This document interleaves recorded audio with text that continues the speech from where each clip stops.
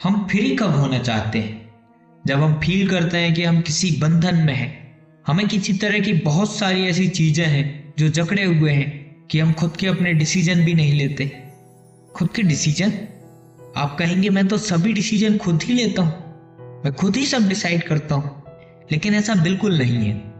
हमारा मन, हमारा दिमाग पूरी तरह से भ्रमित होता है हमारी ही बनाई हुई दुनिया में। हमें बस लगता है कि जो कुछ भी हम कर रहे हैं वह हम ही चाहते हैं, ये सब मेरे ही दिमाग की उपज है। लेकिन रियलिटी कुछ और ही है। आप गहरे में उतरेंगे तो लगेगा कि मेरा ही बनाया हुआ संसार मेरे मन का इल्यूजन है जो मुझे जकड़े हुए है। आपकी सभी स्थितियां दूसरे के हाथों में है। दूसरा इंसान चाहे तो आपको अभी गुस्सा दिला दे, वो चाहे तो आपको इसी क्षण रुला दे और अगले ही क्षण हंसा दे। हम दूसरों के हाथों की कठपुतलियां हैं जो शायद हमें संबंध लगते हैं। ये बंधन ही संसार का निर्माण करते हैं और हम इसमें ही फंसे रहते हैं। और जब आप इस बंधन के भेद को जान जाते हैं उसी क्षण मुक्ति हो जाती है। लेकिन मुक्ति इतनी आसान नहीं है। ना जाने कितने सिद्ध पुरुष, कितने स्कॉलर्स ये सारी थ्योरीज हमें हजारों वर्ष पहले से ही बता रहे हैं। अनगिनत मीरा हमें भक्ति कैसे करनी है ये सिखा रही है। कितने बुद्ध हमें बुद्ध बनने के रास्ते दिखा रहे हैं। ना जाने कितने वेद हमें जीवन जीने की कला सिखा रहे हैं।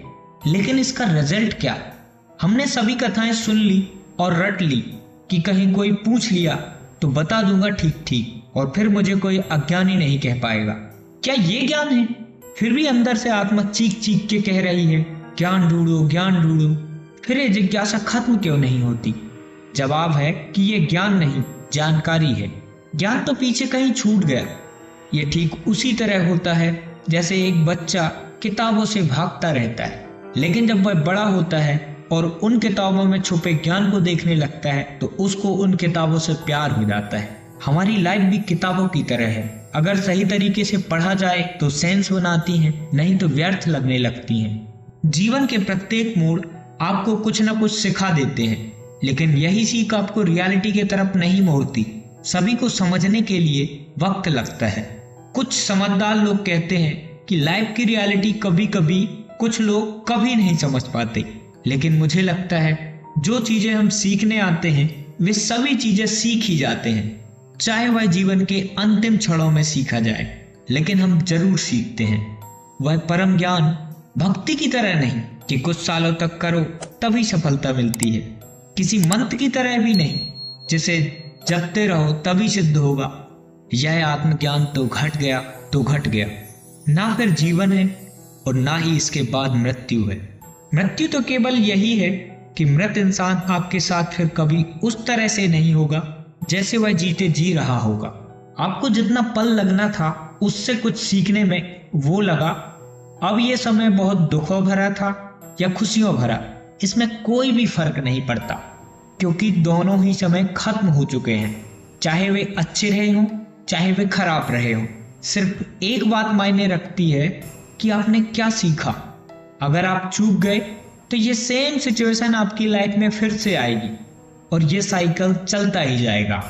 संसार का विकास आपके विचारों को बढ़ाता जाता है, यानी आपकी मुक्ति उतनी ही दूर चली जाती है।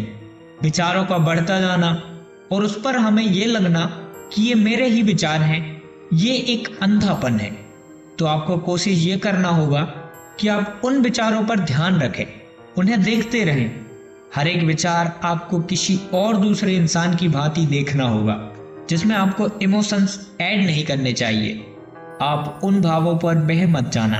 कोशिश करें कि प्रत्येक विचार आपकी प्रेजेंस में ही निकले, अदरवाइज फिर ये विचार आपको बहाते ही जाएंगे अपने फ्लो में। इस प्रोसेस में आप खुद ब खुद उस साइलेंस को पालेंगे जिस साइलेंस की हमारे सिद्ध पुरुष बात करते आए हैं। आपके रिएक्शंस रिस्पॉन्ड में बदल जाएंगे और फिर आपकी मेंटल स्टेट शून्य हो जाएगी। यही शून्यता ही मुक्ति है। चाहे आप इसे निर्वाण कहें चाहे आप इसे लिबरेशन कहें, सभी बातें समान ही हैं।